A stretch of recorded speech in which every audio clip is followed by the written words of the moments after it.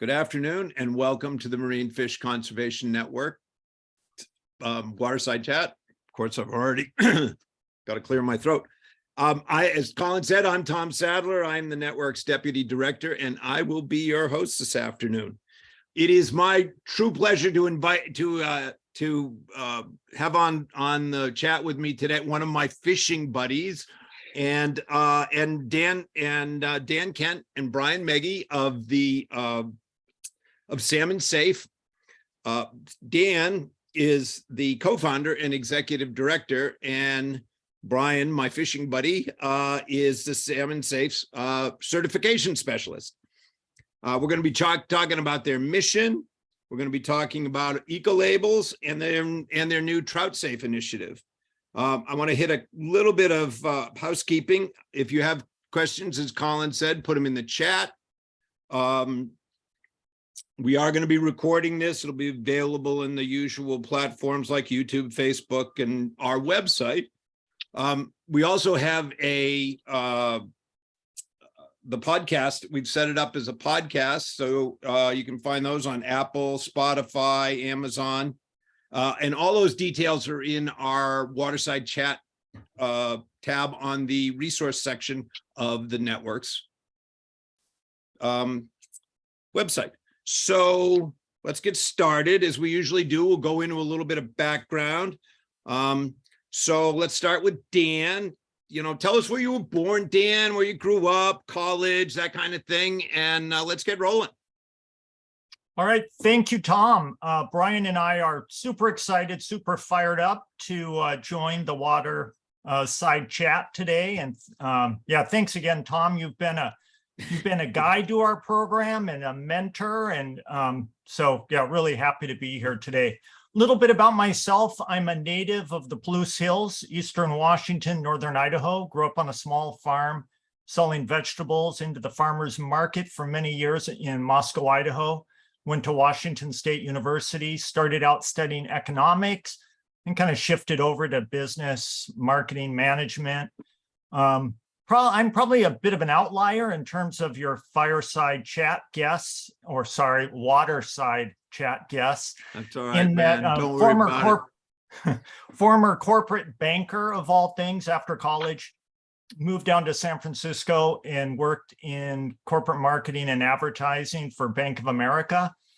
Awesome. But I've always been political activist, and down in California, became very much an environmental activist, started volunteering with the Sierra Club. It was during that redwood summertime, and started working on forest protection campaigns, and very soon left corporate America and headed up to Eugene and University of Oregon. And I was going to do something entrepreneurial with an environmental theme. And that's really what led me towards Salmon Safe. And with that, Brian. Yeah, well, thank you for that, Dan. It's always fun, again, even for me to hear about your upbringing from your roots on the Palouse, which is for the folks that perhaps are in other geographical areas listening to this podcast in Eastern Washington and Western Idaho, Southwestern Idaho.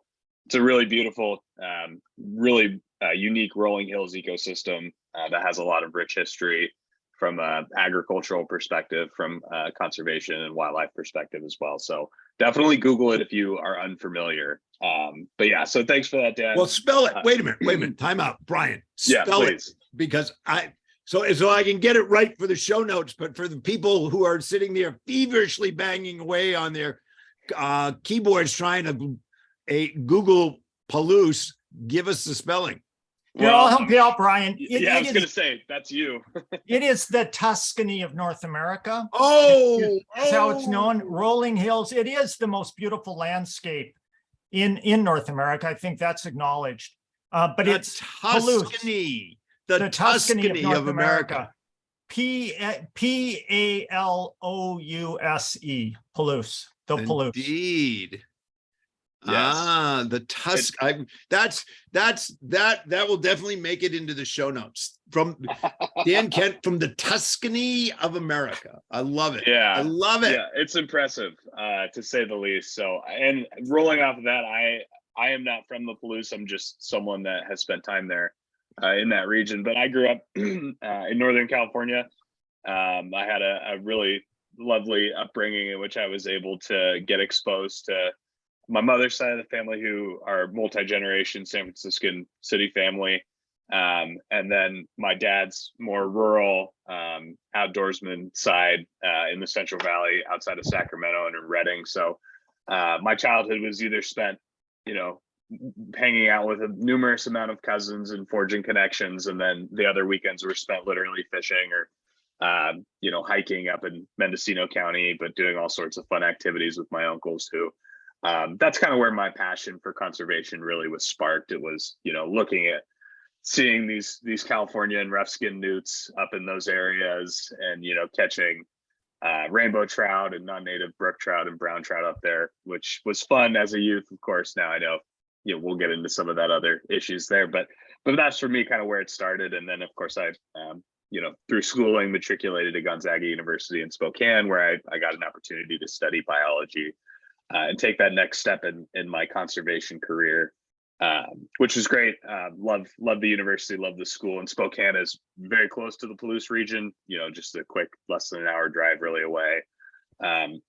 And so that was where I was, I had my eyes open to that area and topography. And ever since I've worked I went back after college, worked in San Francisco for a bit, and then came back up to Washington, and have been with Salmon Safe for about a year and a half now, and just have really been excited to continue to work on cross promotion of watershed conservation throughout the growers that we work with and beyond. Which so it's been good. Awesome. Well, we will talk about that, and I will spare the audience putting up pictures of us fishing together for native brook trout here in the Shenandoah Valley. But while you're talking, I will make sure, and that is something I should have done before this, but let me make sure that gets into my Zoom background at some point on this call, because there's some good ones. Indeed. So, all right. Well, gentlemen, as important as your backgrounds are, really what's really the most important part of this conversation is Salmon Safe. So let's move on to that. Tell us the backstory on Salmon Safe. How did it start?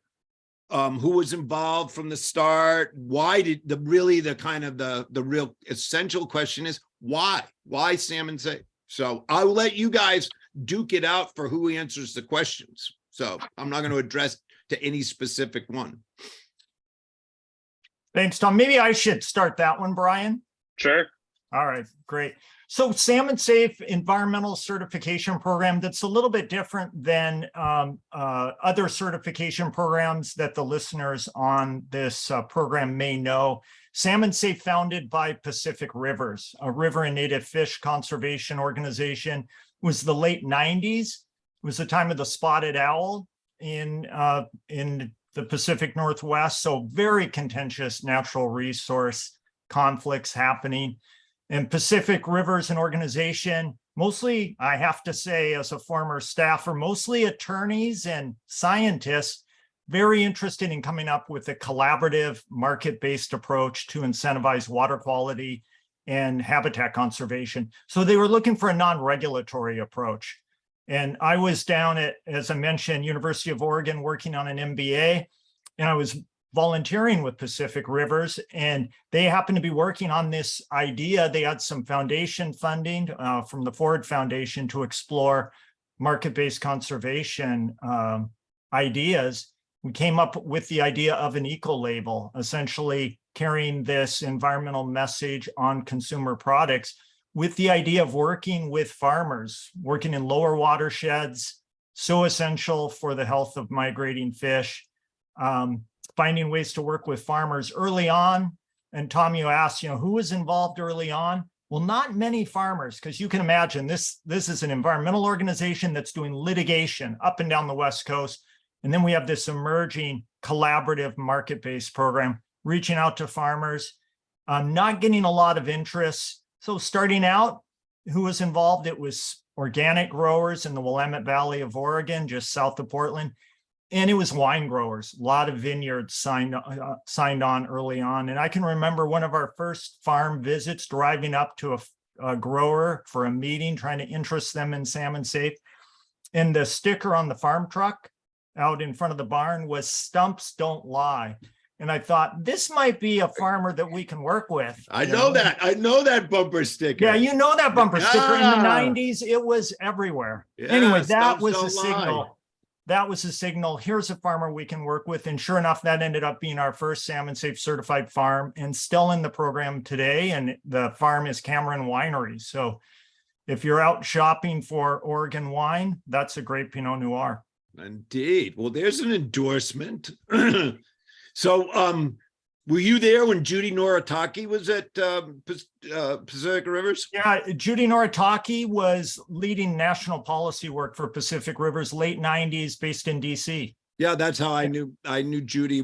Judy and Jim Range and I and some of the other folks were working on a thing called the Fishable Waters Act. Very similar market-based approach. It was one of the things, as you said, it was they were seen as a litigious environmental group, but the willingness to look at a market solution. So I'm sure we'll hear more about that. Well, and I have to say, Tom, we did spin off from Pacific Rivers. Very early on, it became clear that for this collaborative market-based approach to be successful, we couldn't be under the umbrella of Pacific Rivers. They're still our comrades. We're actually still co-located with them.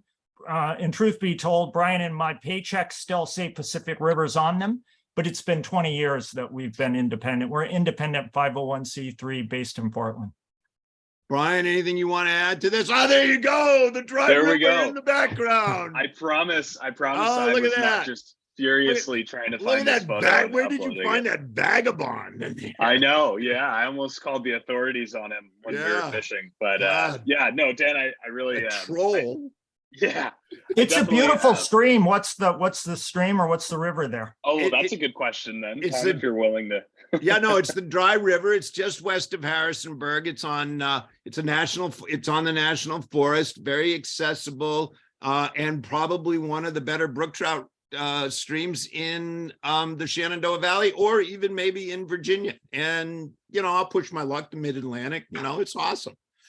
Yeah, that was great, and I have to say that I was there with a good friend of mine who joined us for the day fishing, and Tom far and away could have fished. He outfished us in terms of energy and the like. My knees were toast for the next day and a half because we were just walking in these small pools, and Tom just blew right past us. So definitely built different in that regard, but it was really fun. And yeah, so that's Tom.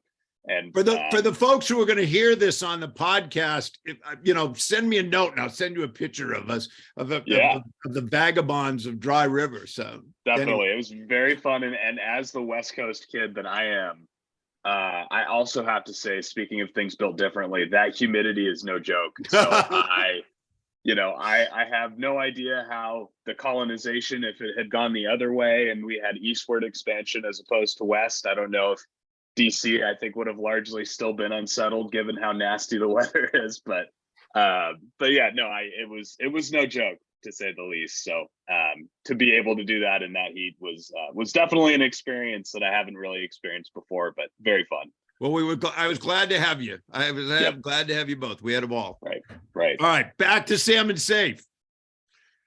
So do you want to add anything to Brian? Do you want to add anything to what Dan was saying, or should we talk some more about how the actual certification programs work?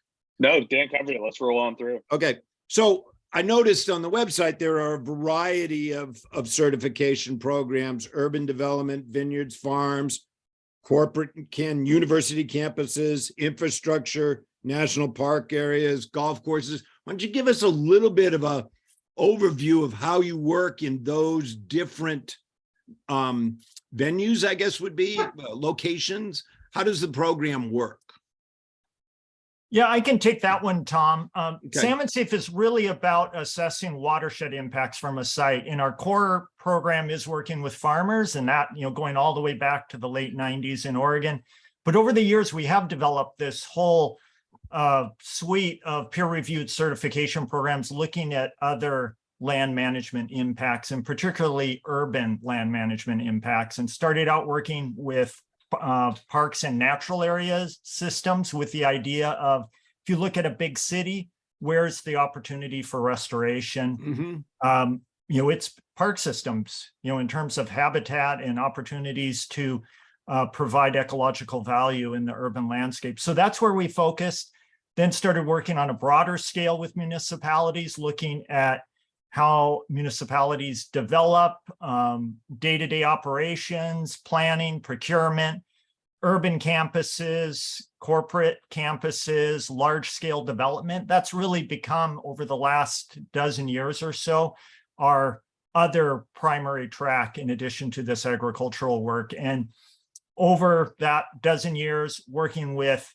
hundreds of sites, ranging from Nike World Headquarters campus outside of Portland to University of Washington's main Seattle campus, to large-scale corporate development, Microsoft, Expedia, Google, projects like that in the Puget Sound region. Just yesterday, we had our, all of this work, I should mention, is conducted by an independent expert science team, PhD level water quality scientists, stormwater scientists, urban ecologists, salmon biologists. We had our independent expert team out at SeaTac, Seattle's International Airport, which is believe it or not, a Salmon Safe certified site after 2 years of transitioning to Salmon Safe practices.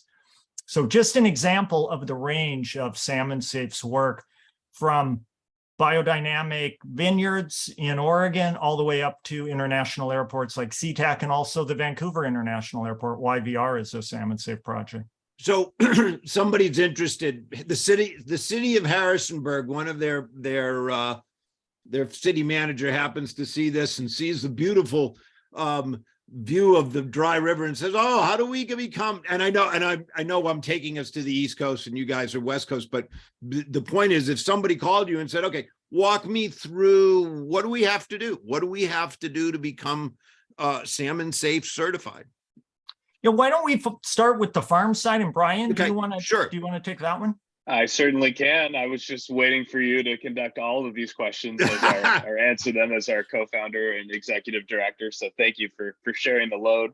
But yeah, I mean, as a certification specialist, largely my focus is on agriculture. So I lead our outreach in the interior Columbia Basin, the Pacific Northwest, along with one of our other esteemed colleagues, Kevin Scribner, who I actually think might actually be on this call. Funny enough, I saw his face poke in there. But yeah, so essentially, as I work through these communities within the Pacific Northwest and the Columbia Basin, what I will do is conduct outreach to growers, whether that's direct outreach, emails, calls, the like. There's also opportunities at conferences hosted by a myriad of partners to network with growers and connect with growers about our program. Those could be conservation districts, soil and water conservation districts, land trusts, watershed councils, etc. And then there's just other types of outreach that I conduct as well through media and the like. So that's how we communicate. That's largely how I communicate with growers.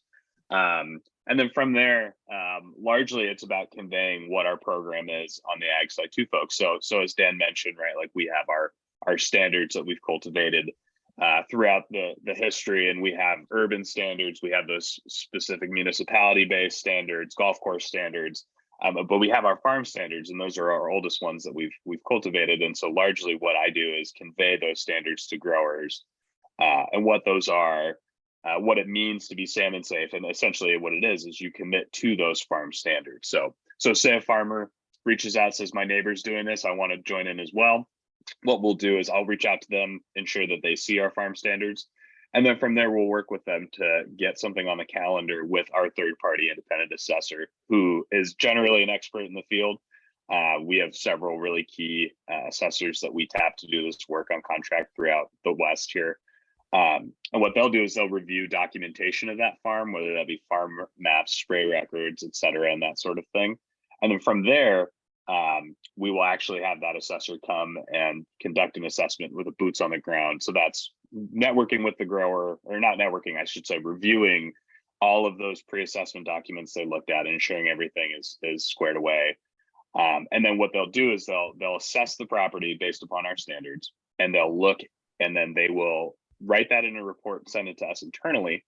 And then Salmon Safe's internal team will take a look at it, and then we will grant either a conditional or unconditional certification. So conditional meaning there are a couple conditions within our standards that a farmer or grower needs to do, further action items, so to speak, of like what, and that could be anything from phasing out certain chemistries that we know to be pretty deleterious on the watershed. That could be increasing something like biodiversity, on-farm biodiversity, which is another component of our standards. So yeah, and then once that process is complete, whether there's a conditional or unconditional certification, what we'll do is we will grant Salmon Safe certification to the grower.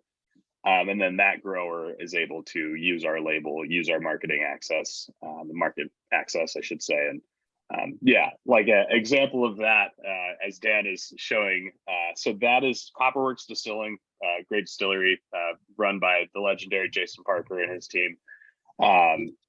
And that in particular is our second official single malt whiskey that was sourced from Salmon Safe grown barley. So the parcel in which that grain was grown was in our program, or was in our program at the time that it, because whiskey has kind of a long lead time, right? So, here and there, but yeah, so that is an example of, once a grower is in our program, there is buyers and there are other partners that are actively looking for Salmon Safe certified, raw materials to use in their process, such as hops, barley, wine, vineyard grapes, etc. So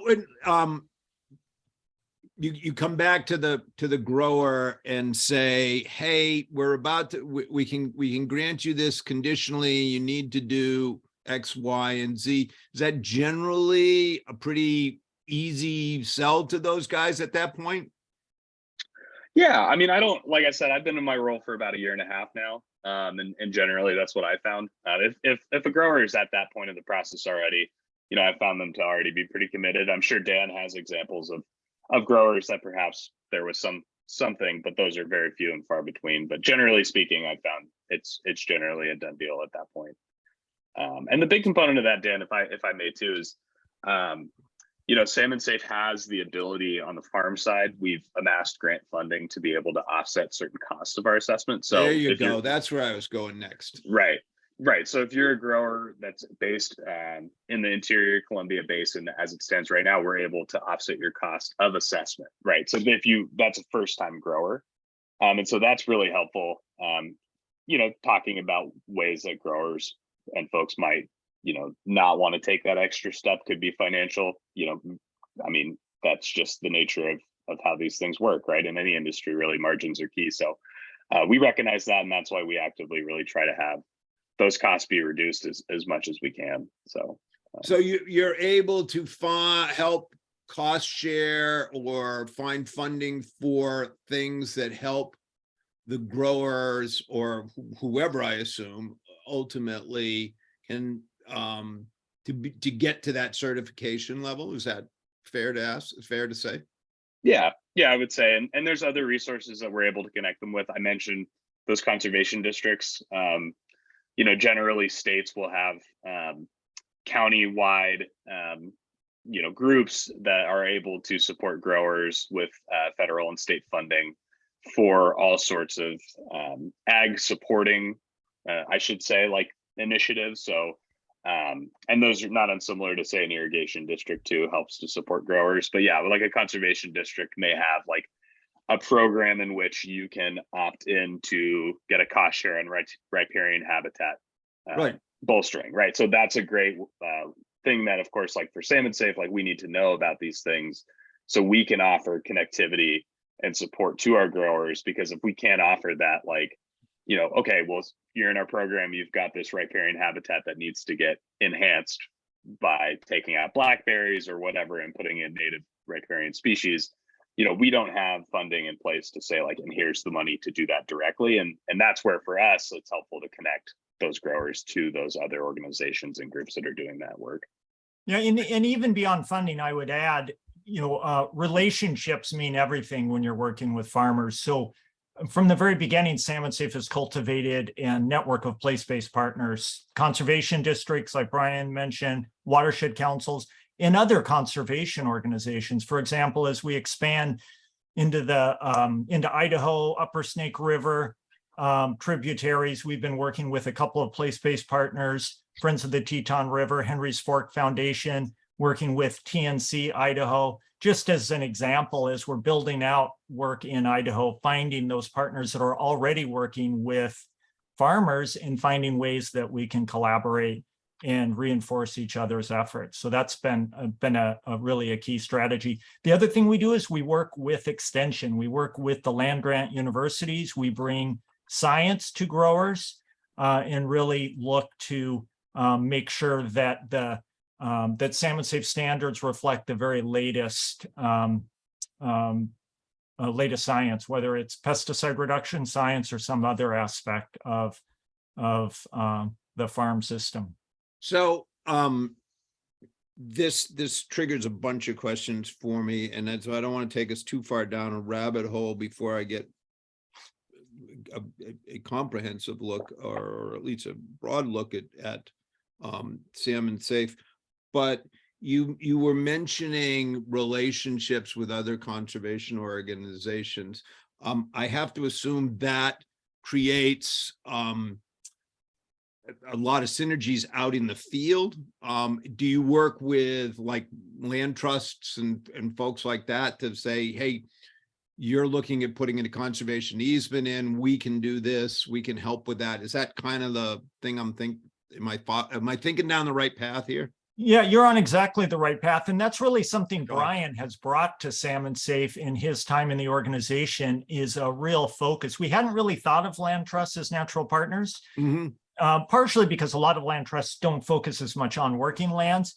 But that's an effort Brian has led, really exploring those opportunities. And we're finding there are lots of intersections and potential to work together. Brian, I don't know if you want to talk a bit about that.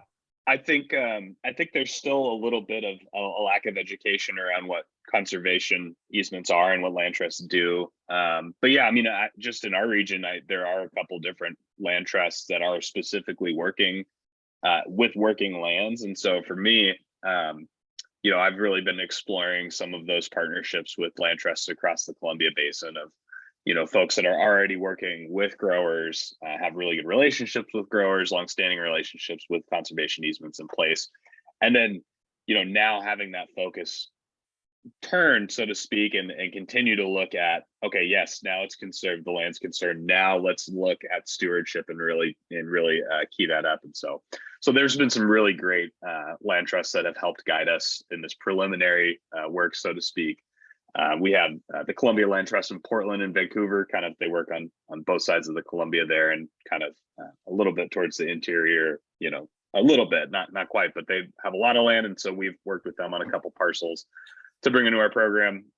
Western Rivers Land Conservancy as well. They have several acres of barley going into malted barley. So that will eventually get turned into Salmon Safe. So it's the whiskey beer again, Dan. Yeah, or Back the to the beers whiskey. for that. Yep. Yeah. It's all about the whiskey. And then TNC Idaho, of course, functions Sure. as a land trust in Idaho. And so they brought in actually several of the parcels they have under easement around the Silver Creek Preserve property, Right. just in Haley there. So so next time, if anyone's a pretty travel experienced fly fisherman in the Western United States, and you make your way over there and you see some barley fields off adjacent to that parcel, know that they are in our program. So and then, yeah, Blue Mountain Land Trust, I should mention too. They've been really helpful guides. So yeah, all that is to say, you know, that is something we're looking at too. And really it falls under, you know, for me, you know, working with people who are working with agricultural producers. How do we make it easy for those people to have Salmon Safe or Trout Safe as a tool in their toolkit, to be able to offer that? And so just further, you know, putting us in a position in which it's easy for that transition to occur. So that's kind of how the land trust idea. Yeah, I mean, because of my background with land trust, it sort of seemed like a natural partnership. And obviously we'll talk a little bit about the Trout Safe initiative, but let me jump back real quick so I make sure I cover the waterfront here.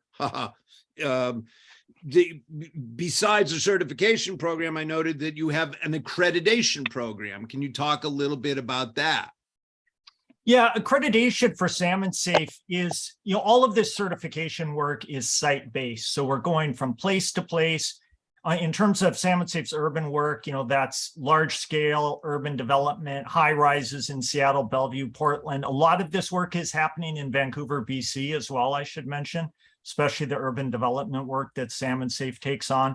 And we've realized, though, to really expand beyond early adopters, we need to find a way to scale up this work and embed Salmon Safe principles well beyond these individual sites where we're working. So that's the idea behind accreditation. Salmon Safe offers accreditation in 3 sectors: large-scale contractors, large-scale development, and also design firms like architects, civil engineers, landscape architects. And it's been hugely successful for us. For example, our large-scale contractor program, virtually it's a who's list of Washington State's biggest builders have committed to applying Salmon Safe principles across all of their projects. And that commitment is super meaningful. It's a commitment to 0 sediment runoff in large-scale construction. Wow. So this is campus scale, in some cases 50-acre high-tech campus outside of Seattle, committing to 0 sediment runoff. So it's a huge leap forward in terms of water quality protection.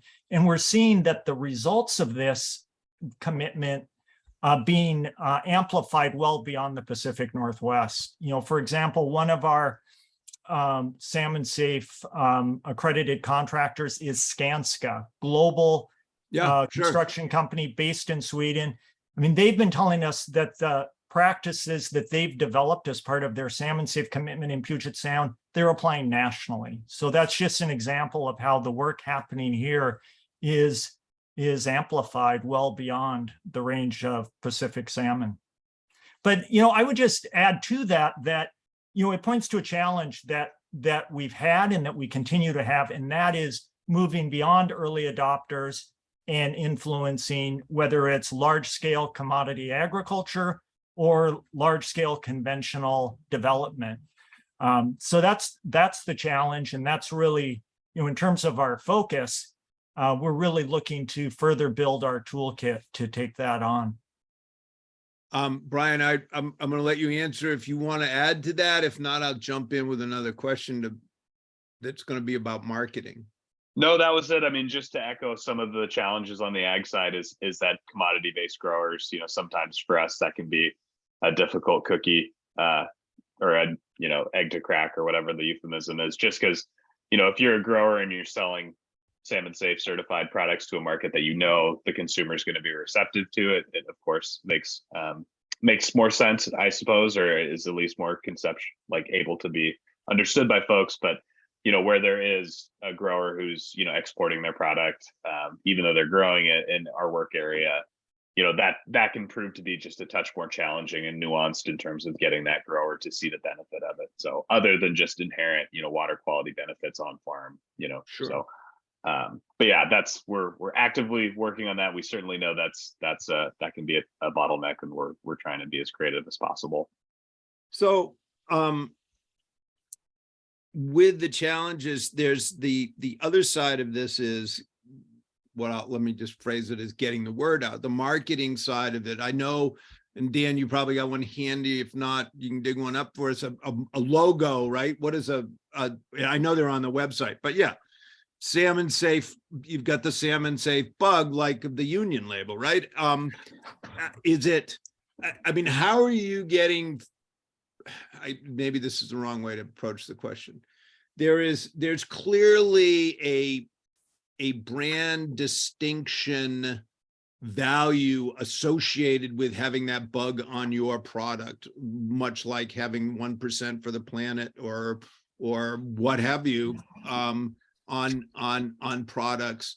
How does that work? How are you getting your word out other than obviously the broad reach of the Marine Fish Conservation Network's Waterside Chat and the loud voice of one Tom Sadler? So well, we're counting on Waterside Chat listeners to demand Salmon Safe products everywhere they shop. That's really That's one of our core strategies. So we're Indeed. counting on you, Tom, to make that happen.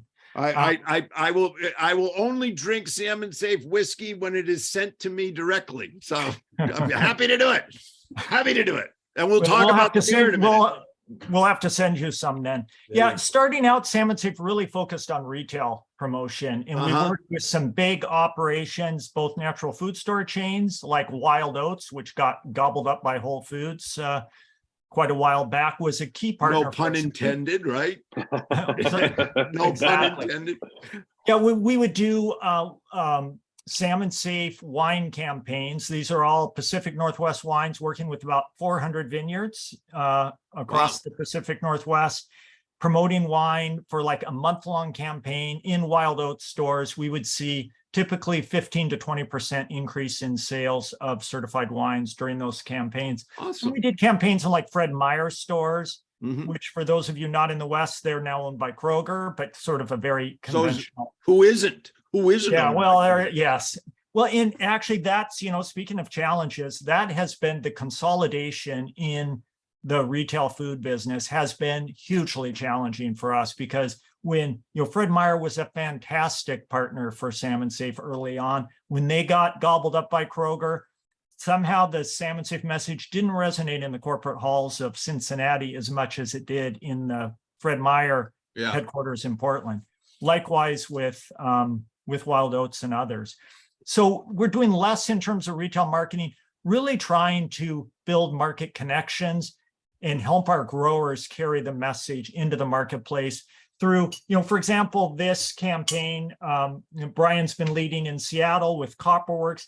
It's really about providing them with the messaging and the visual assets they worked with our designers, but developed this retail promotion around sipping for salmon. A great idea. It's really, we're trying, as Salmon Safe gains more market presence, really trying to enable our participating growers and other program participants to carry the message in the marketplace. We have found, early on, we thought price premium was the goal for Salmon Safe. We were, in the late 90s looking at organic certification, which back then delivered about a 40% price premium. We thought, oh, maybe if Salmon Safe delivers a 20% price premium, that would be success. We found over the years, price premium is really difficult to deliver. Sure.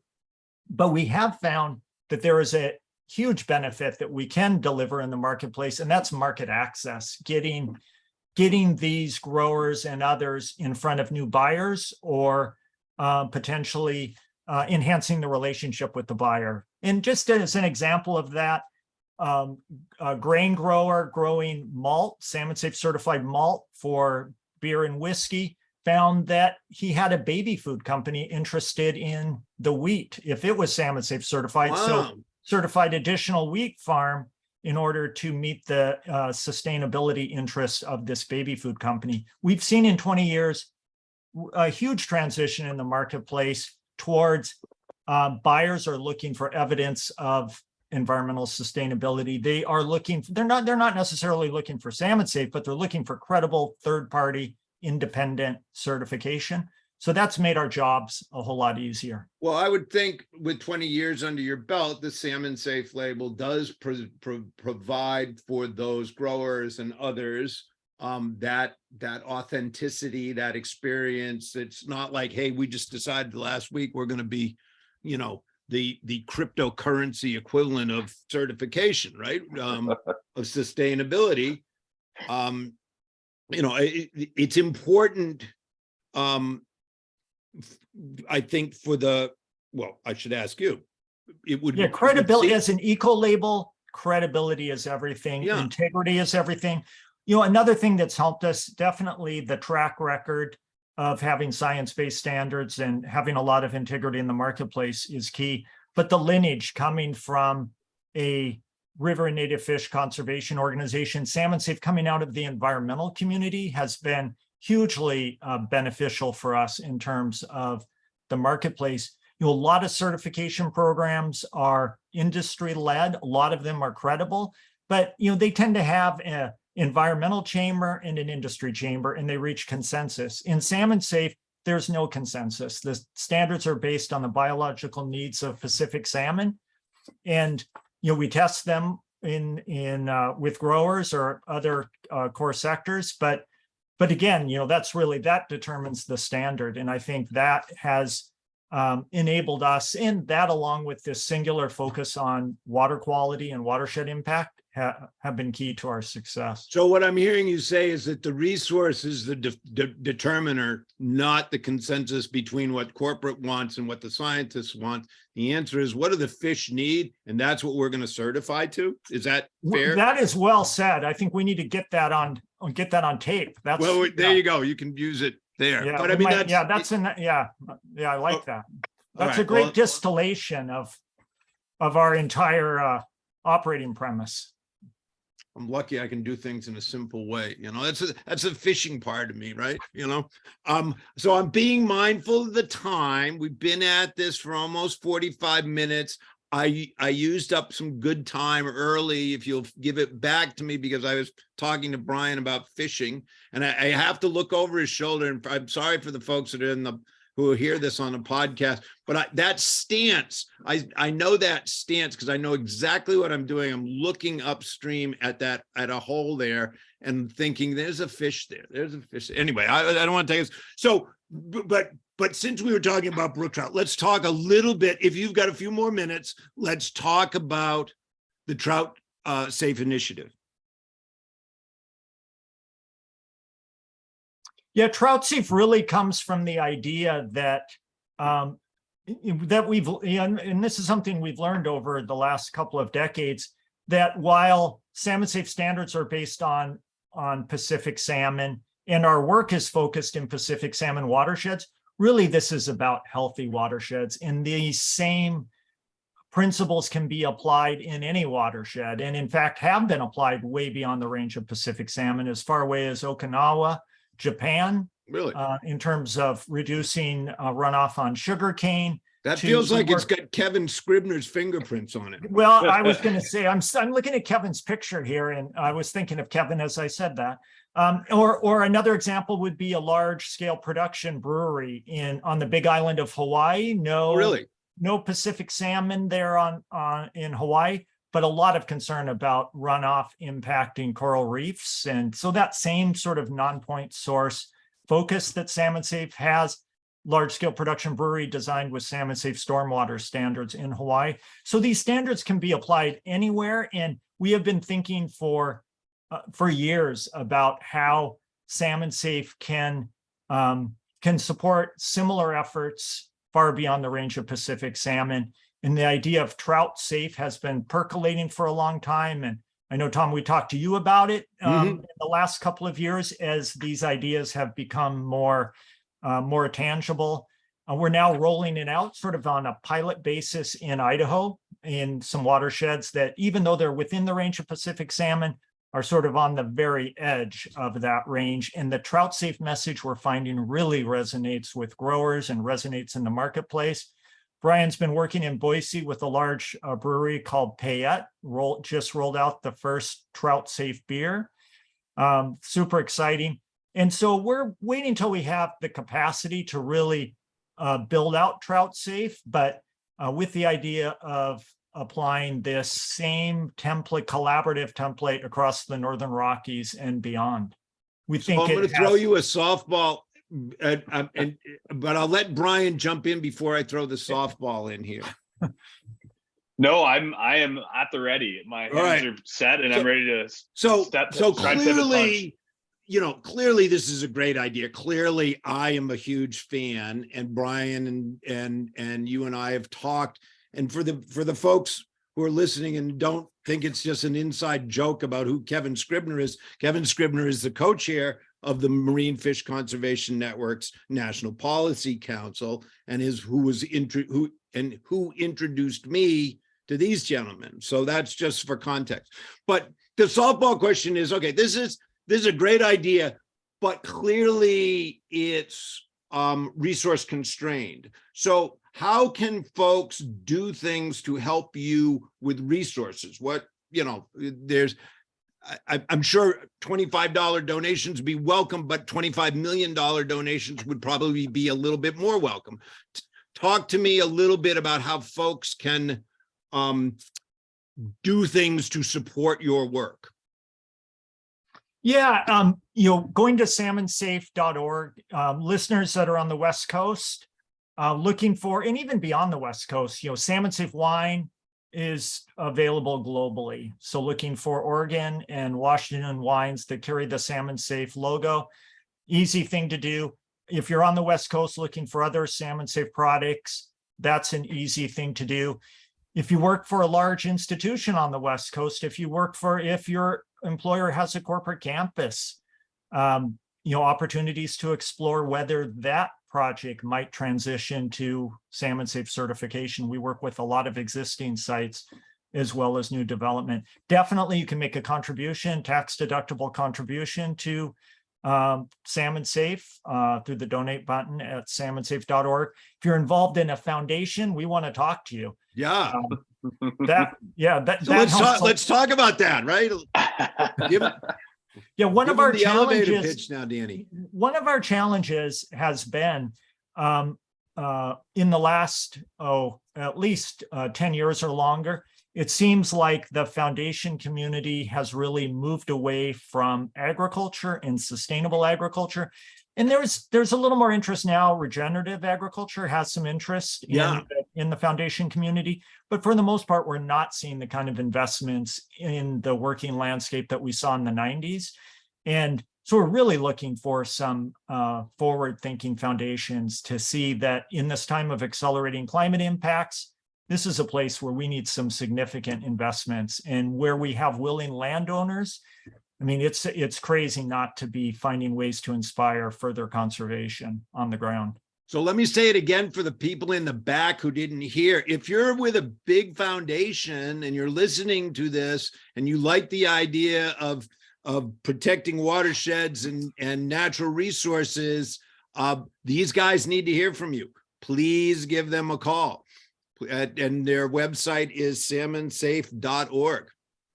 The other thing to say, Tom, and this gets to sort of your background and work on Capitol Hill, but this market-based work only is successful if there are rigorous environmental laws that are being enforced. So, really the starting point for all of this is voting for elected officials that have the courage to protect watersheds. Well, and the other thing, it would seem to me that, and I won't take us down this rabbit hole, we'll just bookmark it for a later conversation, but this seems to me to have a nexus with the America the Beautiful initiative, the administration's America the Beautiful.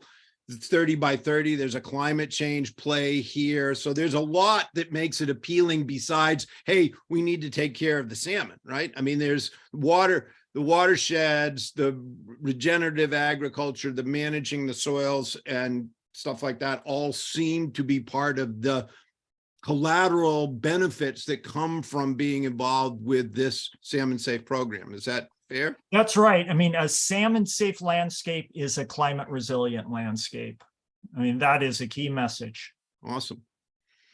All right. So we're coming up on 5 o'clock East Coast time. Is there anything you guys want to pitch last minute? And if not, we'll take us out with a big thank you. I want to know the outcome of this fishing day. So let's hear how it turned out. Brian caught fish, his friend, and I'm spacing on Sam. Sam caught fish. I even caught fish. It was just part of it was actually I'm sure I'm going to do this to protect Brian, but I mean, it was a business trip. We were discussing the importance of watersheds and the potential for a brook trout safe initiative on the East Coast, because Brian had this notion that maybe we should do something for stripers. And I said, stripers, no stripers. We're going to do native brook trout. So I had to show him the venue, right? I had to show him the venue. So it was a business trip, Dan. It was a business trip. And what a beautiful venue it was. And I definitely appreciate you inviting us out.